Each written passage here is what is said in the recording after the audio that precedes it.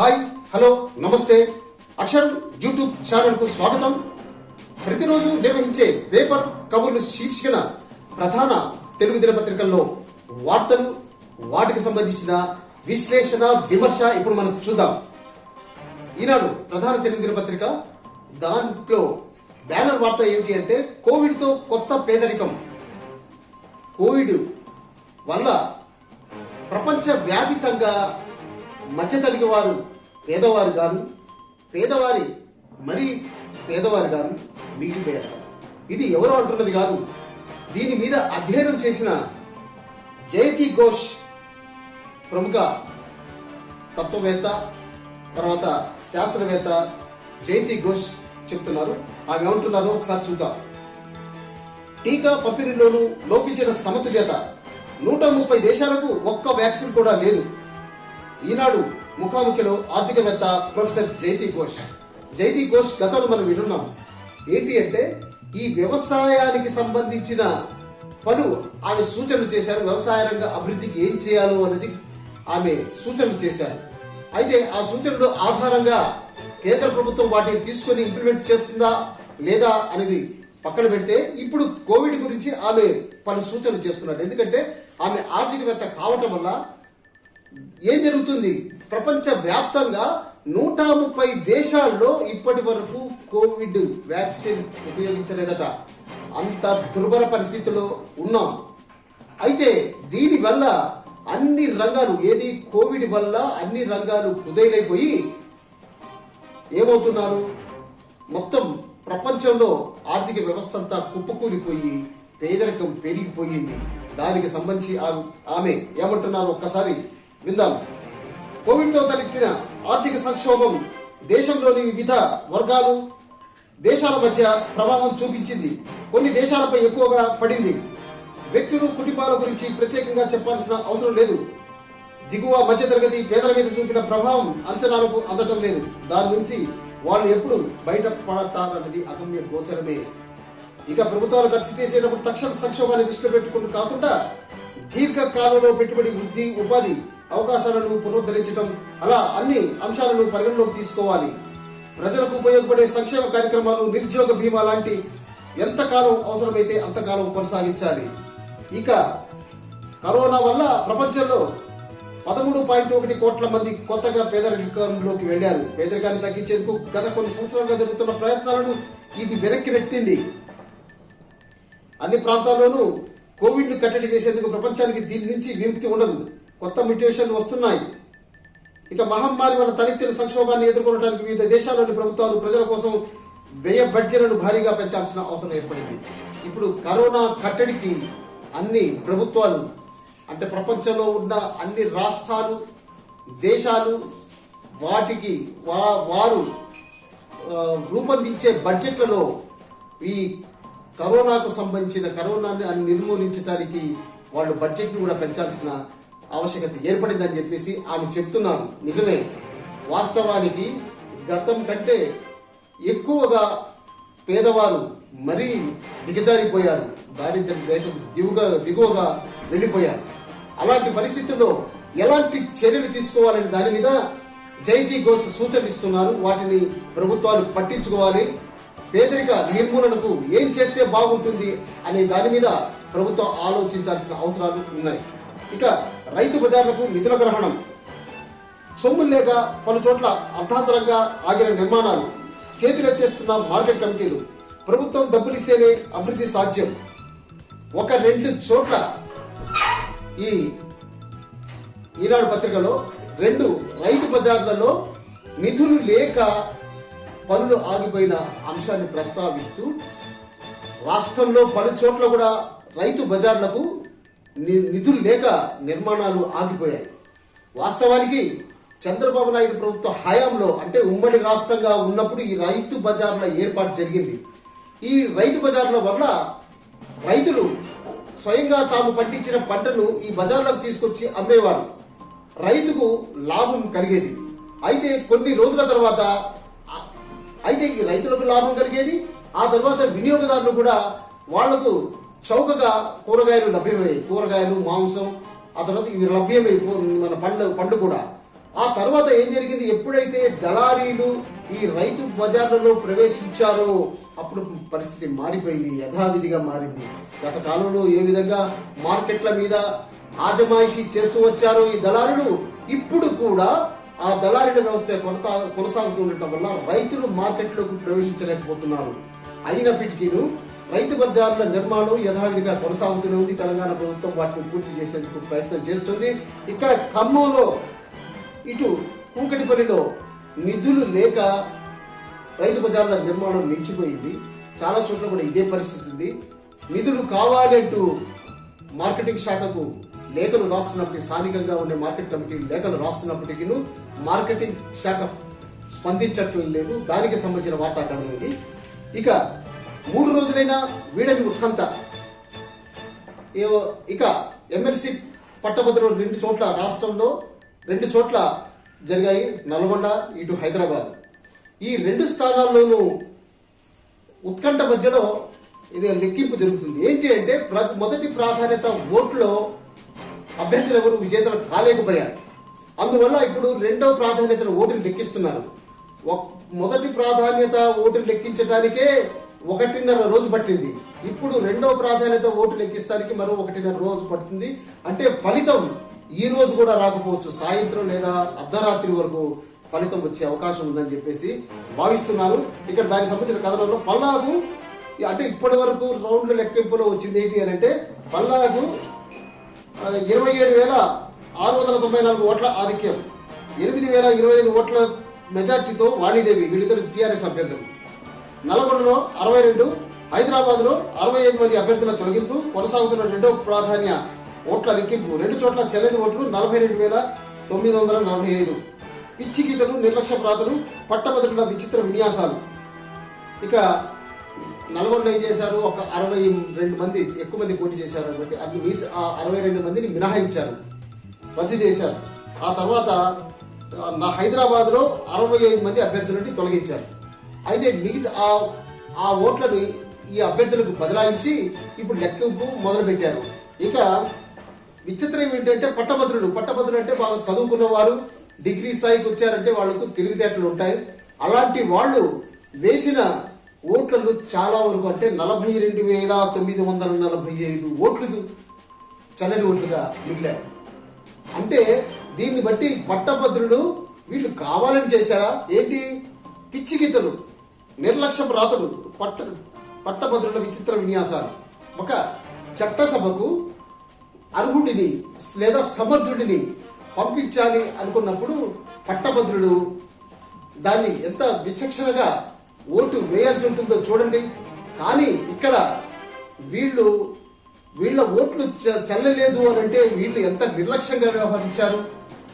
గత కొద్ది రోజులుగా పత్రికల్లోనూ తర్వాత న్యూస్ ఛానళ్లలోనూ ఓటు ఎలా వేయాలి, ప్రాధాన్యత క్రమం ఏంటి, ఏ రకంగా మీరు పెన్నుతో మీరు టిక్కులు పెట్టాలి, 1, 2, 3, 4 అని మీ ప్రాధాన్యత ప్రకారంగా పెట్టాలి అని చెప్పినప్పటికీ ఇష్టం వచ్చినట్టుగా కొట్టివేతలు, ఒక సంఖ్యను ప్రతి అభ్యర్థికి పెట్టడం, ఒక సంఖ్యను 4 సార్లు ఉపయోగించడం, ఇలాంటి చేయటం వల్ల 42,000 ఓట్లు చెల్లకుండా పోయాయి. ఇవి పట్టభద్రులు అంటే చదువుకున్న వారు, తెలివిగల వాళ్ళు చేస్తున్న నిర్లక్ష్యం ఇది. దీనివల్ల ఒక సమర్థుడైన ఒక పాలకుడిని లేదా ఒక ప్రతినిధిని మనం చట్టసభకు పంపించలేకుండా పోతున్నాం. దీనిని గ్రహించి ఇక ముందు నుంచైనా కానీ ఇలాంటి చెత్త పనులు చేయకుండా ఉంటే బాగుంటుంది. ఇక చంద్రబాబు నారాయణలపై సిఐడి కేసులో హైకోర్టు స్టే, తదుపరి చర్యలని 4 వారాల పాటు నిలుపుదల స్పష్టం చేసిన ఏపీ ఉన్నత న్యాయస్థానం. వాస్తవానికి ఏపీ ప్రభుత్వం వేగ్గా చంద్రబాబు నాయుడు మీద, ఆ తర్వాత నారాయణ మీద కేసు పెట్టింది. ఎందుకంటే వేగని ఎందుకు అంటున్నానంటే, గతంలో ఇదే కేసు హైకోర్టులో పెట్టినప్పుడు హైకోర్టు ఏమంది, ప్రాథమిక సాక్ష్యాలు లేవని చెప్పేసి తిరస్కరించింది. అలాంటి తిరస్కరించిన కేసుని ఇప్పుడు అదే ఎమ్మెల్యే ఎవరైతే కేసు పెట్టారో అదే ఎమ్మెల్యే ఫిర్యాదును తీసుకుని ఆళ్ల రామకృష్ణారెడ్డి, మంగళగిరి ఎమ్మెల్యే, అంటే నారా లోకేష్ ని ఓడించిన రామకృష్ణారెడ్డి ఏం చేశాడు, మళ్ళీ సిబిఐకి ఫిర్యాదు చేశాడు. అంటే ఒక వైసీపీ పార్టీకి చెందిన ఎమ్మెల్యే ఒక మాజీ ముఖ్యమంత్రి మీద, మాజీ మంత్రి మీద కేసు పెడితే సిఐడి దాన్ని స్వీకరించి వెంటనే అరెస్టు వారెంట్ జారీ చేసింది. 23వ తేదీన విచారణకు హాజరకపోతే అరెస్ట్ చేయాల్సి ఉంటుందని చెప్పేసి హెచ్చరించింది.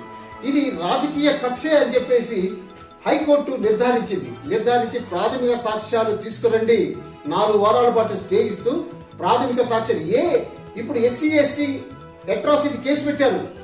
ఆ భూములకు సంబంధించి అసైన్డ్ భూములకు సంబంధించిన రైతులు ఎవరైనా సరే ఫిర్యాదు చేయలేదు.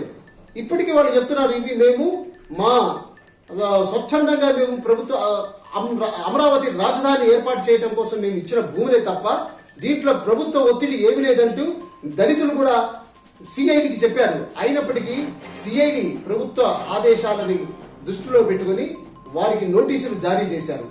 వీటి మీద హైకోర్టు వెంటనే స్పందించి వెంటనే వారికి స్టే ఇచ్చింది. అయితే దానికి సంబంధించిన వార్తా కథనం ఉంది. ఇక కరోనా కొత్త రకాలపైన కోవాక్సిన్ భేష్. అయితే ఈ కోవాక్సిన్ అనేది ఇప్పుడు కరోనా దశలు మార్చుకుంటూ వెళ్తుంది. కరోనా కొత్త రూపాన్ని సంతరించుకొని మరి వస్తుంది. అంటే దుద్దుర్లు వస్తున్నప్పుడు కూడా అది కరోనా ప్రభావమేనని, తుమ్ములు వస్తున్నా కానీ అది కరోనా ప్రభావమేనని, అంటే కరోనా తన రూపాన్ని మార్చుకుంటూ వస్తుంది. అలాంటి దశలో కూడా కరోనాను నిర్మూలించడానికి కోవాక్సిన్ అనే వ్యాక్సిన్ ఎంతో ఉపయోగపడుతుందని చెప్పేసి ఇక్కడ చెప్తున్నారు కేంద్ర ప్రభుత్వం వెల్లడి. ఈ టీకాలో మార్పులు అవసరం లేదు. లోక్సభలో కేంద్ర ప్రభుత్వం ప్రకటించింది. ఏంటి? కోవాక్సిన్ వల్ల కరోనా ఎన్ని రూపాలు మార్చుకొని దానిని నియంత్రించే శక్తి కోవాక్సిన్ కు ఉందని చెప్పింది. ఇక ఇల్లానికి నెలకు 3,000 కమల్ హాసన్ ఎన్నికల హామీ. ఇక అందరూ అయిపోయారు తమిళనాడులో. అసలు తమిళనాడు అంటేనే అక్కడ ప్రజా జనరంజక కార్యక్రమాలను పెట్టే రాష్ట్రంగా గుర్తింపు పొందింది. గతంలో ఎంజీఆర్ ఉన్నప్పుడు, ఆ తర్వాత జయలలిత వచ్చినప్పుడు, డిఎంకే ప్రభుత్వంలో ఉన్నప్పుడు కూడా సంక్షేమ పథకాల పేరిట ప్రభుత్వ ధనాన్ని ప్రజలకు దోచిపెట్టారు వీళ్ళంతా. చివరికి కలర్ టీవీలు, వాషింగ్ మిషన్లు ప్రజలకు ఎలా పంచారనంటే ఓట్ల కోసం పంచి వాళ్ళు అధికారంలోకి ఎక్కారు. పేదలకు రూపాయికి ఇడ్లీ అంటే రూపాయికి భోజనం అంటూ ఇలాంటి జనతా ప్రభుత్వాలు, జనతా వస్త్రాలు మన తెలుగుదేశం పార్టీ కూడా ఎన్టీఆర్ హయాంలో ఇలాంటి పథకాలను పెట్టింది. అయితే అంతకంటే ఎక్కువ తమిళనాడులో జనరంజక కార్యక్రమాలను పెట్టి రాష్ట్ర ప్రభుత్వ ఆదాయాన్ని ఏం చేశారంటే ప్రజలకు అప్పనంగా కట్టబెట్టారు. అలాంటి పరిస్థితి మళ్ళీ ఇప్పుడు కమల్ హాసన్ పార్టీ కూడా అధికారంలో రావడం కోసం అక్కడ ఎన్నికలు జరుగుతున్న దృష్ట్యా ఇల్లాలకి నెలకు 3,000 రూపాయలు ఇస్తారట. మరి ఏ రూపంలో ఇస్తారంటే ఇల్లాలు ఏం చేస్తుందని ఇస్తారు? ప్రపంచంలో పని చేస్తున్న వాళ్లకు జీతాలు ఇస్తారు. పని చెయ్యకుండా ఏం చేస్తున్నారు? ప్రతి ఇల్లారికి కూడా 3,000 రూపాయలు పారితోషికం ఇస్తారట. నిరుద్యోగ భృతి ఇస్తారని చెప్పారు. ఆ నిరుద్యోగ భృతి అంటే సరే వాళ్ళు ఏదైనా దరఖాస్తు చేసుకోవడానికి, లేకపోతే వాళ్ళు ప్రభుత్వ ఉద్యోగాలు సంపాదించుకోవడానికి భృతి ఉపయోగపడుతుంది అనుకోవచ్చు.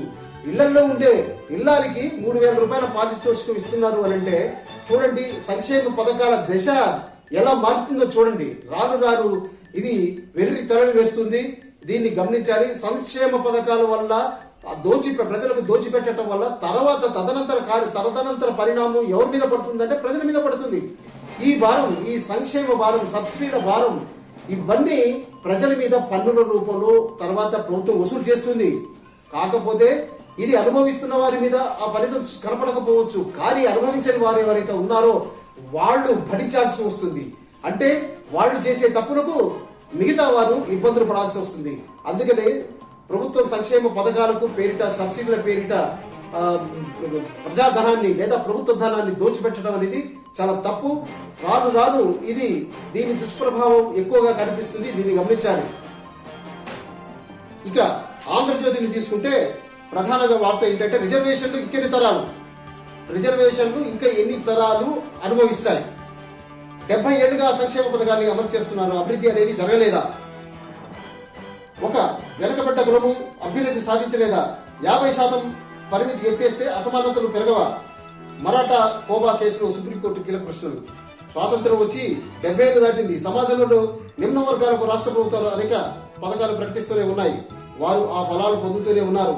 మరి ఇన్నేళ్లలో ఒక్క వెనకబడిన కులం కూడా అభ్యున్నతి సాధించలేదా, అభివృద్ధి అనేది జరగలేదని మేము భావించాలా? 5 సభ్యుల రాజ్యాంగ ధర్మాసనం. అయితే వాస్తవానికి ఈ పత్రికల్లో కానివ్వండి, లేకపోతే మీడియాలో కానివ్వండి, ఎక్కడ ఏం కనిపిస్తుందని అంటే ఈ రిజర్వేషన్ల వల్ల కొంతమంది బాగుపడిపోతున్నారు అని చెప్పేసి మనకు కనిపిస్తుంది. కానీ ఇది వాస్తవానికి తప్పు. ఇది కొంతమంది గ్రామీణ ప్రాంతాల్లో, మరి కొండలలో, గిరిజన తెగల్లో ఈ రిజర్వేషన్ల ప్రభావం వాళ్ళు ఏమీ ఉపయోగించుకోవటం లేదు, ఇంకా అట్టడుగు వర్గంగానే ఉన్నారు.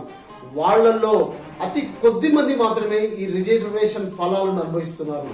అందరికీ వర్తించేలా ఎప్పుడైతే ఈ రిజర్వేషన్ల ప్రక్రియ కొనసాగుతుందో అప్పుడు ఆయా వర్గాలు అభ్యున్నతి సాధించగలుగుతాయి.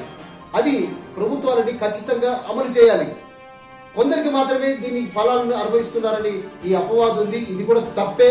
ఏంటంటే ఏదో చదువుకున్న వారు మాత్రమే రిజర్వేషన్ ఫలాన్ని పొందగలుగుతున్నారు తప్ప మిగతా నగరానికి లేదా చాలా దూరంగా ఉన్నవాళ్ళు, అభివృద్ధికి చాలా దూరంగా ఉన్నవాళ్ళు, వీళ్ళంతా ఏం చేస్తున్నారు అంటే ఇంకా అసలు ఈ అభివృద్ధి ఫలాలు, రిజర్వేషన్లు, అభివృద్ధి ఫలాలు అనేది ఏమి తెలియకుండా చాలా అమాయకంగా వాళ్ళు జీవనాన్ని కొనసాగిస్తున్నారు. దీన్ని గుర్తించి ఆయా వర్గాలకు ఎప్పుడైతే ఈ రిజర్వేషన్ ఫలాలు, సంక్షేమ ఫలాలు అందేలా ప్రభుత్వాలు చేయగలిగినప్పుడే అప్పుడు రిజర్వేషన్ ఎత్తేయచ్చు. కానీ అప్పటిదాకా కొనసాగించాలని చెప్పి చాలా మంది విద్యార్థికులు కోరుతున్నారు. దీన్ని గమనించాల్సి ఉంది.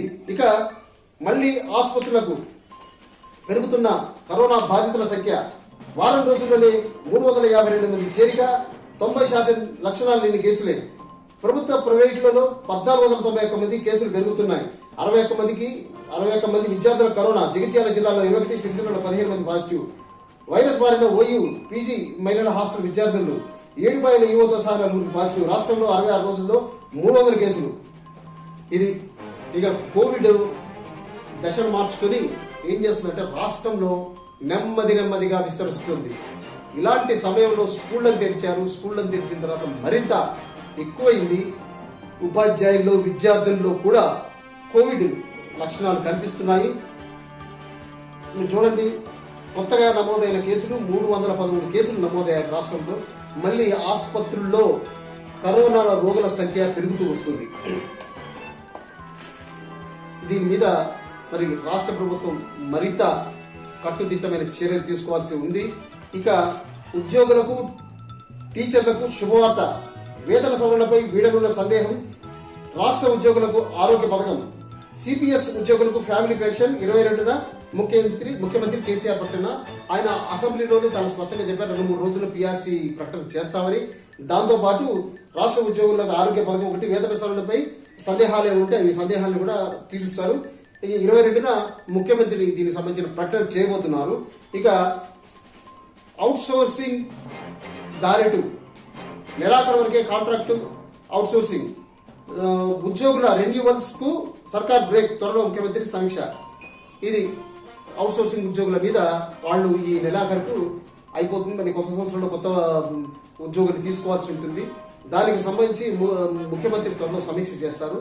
అప్పుడు వాళ్ళ దాని మీద ఎలాంటి నిర్ణయం తీసుకుపోతారన్న దాని మీద అవుట్ సోర్సింగ్ ఉద్యోగులు ఆసక్తిగా ఎదురు చూస్తున్నారు, ఉత్కంఠతో చూస్తున్నారు. ఇక ఆటోను ఢీకొట్టిన తుఫాన్ వాహనం, 4 దుర్మరణం, 12 మంది గాయాలు. వరంగల్ జిల్లాలో ఘటన. ఇక ఈ నిర్లక్ష్యం, రోడ్లపై వాహనాలు నడిపే డ్రైవర్ల నిర్లక్ష్యం ఇంకా తగ్గలేదు. దీనివల్ల ప్రమాదాలు జరుగుతున్నాయి. అమాయకులు ఈ ప్రమాదాల్లో చనిపోతున్నారు. ఇది దానికి సంబంధించిన ఒక వార్త ఉంది. ఇక తెలుగు తీసేశారు. కేసీఆర్ చదివిన కాలేజీలోనే ప్రత్యేక తెలుగు సాహిత్యం తొలగింపు. రాష్ట్రంలో చాలా డిగ్రీ కళాశాలలో ఇదే పరిస్థితి. 14 ప్రాచ్య కళాశాలలో 13 మూసివేత. అసలేమీ పట్టించుకొని అధికార భాషా సంఘం. పుస్తక విక్రయాలకి తెలుగు అకాడమీ పరిమితం. సాహిత్య అకాడమీ ఖాళీ. తెలుగు సభలో ఉస్సే లేదు. ఇక మనది తెలుగు భాష ప్రాధాన్యత కలిగిన రాష్ట్రం, భాషా ప్రయుక్త రాష్ట్రం. ఈ రాష్ట్రంలోనే అధికార భాష అయిన తెలుగుకు ప్రాచుర్యం లేకుండా పోయింది అనడానికి ఈ వార్తే ఉదాహరణ. ఏంటి అని అంటే 14 ప్రాచ్య కళాశాలలు ఉంటే, అంటే తెలుగు ప్రధానంగా బోధించే కళాశాలలు, ఓరియంటల్ లాంగ్వేజ్ తెలుగు భాషగా బోధన చేసే కళాశాల 14 ఉంటే ఆ 14లో 13 మూసేశారట. ఇప్పుడు ఒకటే నడుస్తుంది. కేసీఆర్ చదివిన కాలేజీలో ప్రత్యేక తెలుగు సాహిత్యం, ఆయన తెలుగు భాషా ప్రియుడు, ఆయన తెలుగు సాహిత్యాన్ని చదువుకున్నారు ముఖ్యమంత్రి. ఆయన చదివిన కాలేజీలోనే ఈ ప్రత్యేక తెలుగు సాహిత్యాన్ని తొలగించారట. ఇక మరి అధికార భాషా సంఘం ఉందండి, మరి ఏం చేస్తుంది అధికార భాషా సంఘం? ఆ తర్వాత సాహిత్య అకాడమీ కానీ ఏమీ లేదట. ఇక తెలుగు సభలు మూసేయలేదు. ఇంతవరకు తెలుగు భాష తెలుగు భాష సభలు జరిగేవి, ఇప్పుడు అవి కూడా లేవు. ఆ తెలుగు సాహిత్యానికి సంబంధించిన సభలు కూడా జరగటం లేదు.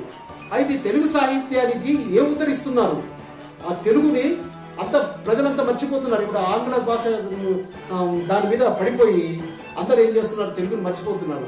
ఇప్పుడు తెలుగు కూడా స్పష్టంగా మాట్లాడలేని పరిస్థితుల్లో ప్రజలు ఉన్నారు. దాని మీద ఆంధ్రజ్యోతి ఒక కథనం ప్రచురించింది. దీని మీద రాష్ట్ర ప్రభుత్వం చర్య తీసుకోవాల్సి ఉంది. ఇక సాక్షి తీసుకుంటే, సాక్షిలో ఇంకా కౌంటింగ్ ఇంకా వెయిటింగ్ దాని గురించే వాడుతుంది. ఆ తర్వాత 22 సీఎం కీలక ప్రకటనలు అని చెప్పేసింది. అయితే ఇంకా ప్రధానంగా ఏంటి అని అంటే 1 నుంచి 5 తరగతులు విద్యార్థులంతా పై తరగతులకు ప్రమోట్ చేసేస్తున్నారట. కాబట్టి ఈ కరోనా వల్ల వీళ్ళందరూ ప్రమోట్ అయిపోయినట్టే. ప్రమోట్ చేయాలనే నిర్ణయం సోషియో ఎకనామికల్ అవుట్లుక్ నివేదికలో వెల్లడించిన ప్రభుత్వం 6, 7, 8 తరగతులపై త్వరలో నిర్ణయం తీసుకునే అవకాశం. వాస్తవానికి ఇంతకుముందు 1 నుంచి 8 వరకు ప్రమోట్ చేయాలని అనుకున్నారు. అయితే ఇప్పుడు 1 నుంచి 5 వరకే ప్రమోట్ చేస్తున్నారు. ఆ తర్వాత 6, 7, 8 తరగతులకు కూడా ప్రమోట్ చేయాలని చెప్పేసి రాష్ట్ర ప్రభుత్వం ఆలోచిస్తుంది. దాని మీద ఇంకా నిర్ణయం తీసుకుని దానికి సంబంధించిన ఒక కథనం ఉంది కింద. ఇక 45 ఏళ్లు దాటితే టీకా, ప్రభుత్వం కీలక నిర్ణయం, కేంద్రానికి ప్రతిపాదించిన వైద్యాధికారులు. ఇక ఏంటి అని అంటే రాష్ట్రంలో 1 కోటి మందికి కరోనా టీకాలు వేయాలని వైద్య ఆరోగ్య శాఖ లక్ష్యంగా నిర్దేశించింది. 45 ఏళ్లు దాటిన ప్రతి ఒక్కరికి తప్పనిసరిగా వ్యాక్సిన్ వేయాలని నిర్ణయించింది. ప్రస్తుతం 60 ఏళ్లు పైబడిన వారందరికీ 45 నుంచి 59 ఏళ్ల మధ్య ఉన్న దీర్ఘకాలిక వ్యాధిగ్రస్తులకు మాత్రమే టీకాలు వేస్తున్నారు. అయితే 59 ఏళ్ల మధ్య వయసులో ఉన్న వారికి, సాధారణ వ్యక్తులందరికీ కూడా వ్యాక్సిన్ వేయాలని తాజాగా నిర్ణయం తీసుకున్నారు. ఇప్పుడు 60 ఏళ్ల వారికి మాత్రము, దీర్ఘకాలిక సమస్యలతో బాధపడే 59 ఏళ్లలోపు 45 నుంచి 59 ఏళ్ల మధ్యలో ఉన్న వాళ్ళు కూడా వేస్తున్నారు. అట్లా కాకుండా ఈ 45, 59 ఏళ్ల మధ్యలో వారికి, సాధారణ వ్యక్తులకు కూడా టీకా వేయాలని ప్రభుత్వం నిర్ణయించిందట. దీనికి సంబంధించి ఏం చేసిందంటే కేంద్రం అనుమతి కోసం లేఖ రాశారు. అది రాగానే 45 ఏళ్లు దాటిన వారికి కూడా టీకా వేస్తున్నారు. ఇక పాక్ జలసంధిని ఇది తొలి తెలుగు అనే కంటే తెలంగాణ మహిళ కూడా మనం అనవచ్చు. 13 గంటలు 43 నిమిషాల్లో పూర్తి. ప్రపంచంలోని ఈ జలసంధిని ఈదిన 2వ మహిళగా రికార్డ్. 44వ ఏట ఈత నేర్చుకుని సత్తా చాటిన శ్యామల. భారత్, శ్రీలంక మధ్యలో ఉన్న పాక్ జలసంధిని ఈదిన తొలి తెలుగు లేదా తెలంగాణ మహిళగా గోలి శ్యామల రికార్డు సృష్టించారు. 30 కిలోమీటర్ల పొడవున ఈ జలసంధిని శ్యామల 13 గంటల 43 నిమిషాలు ఈదారు. ఇది ఔరా అనిపించారు.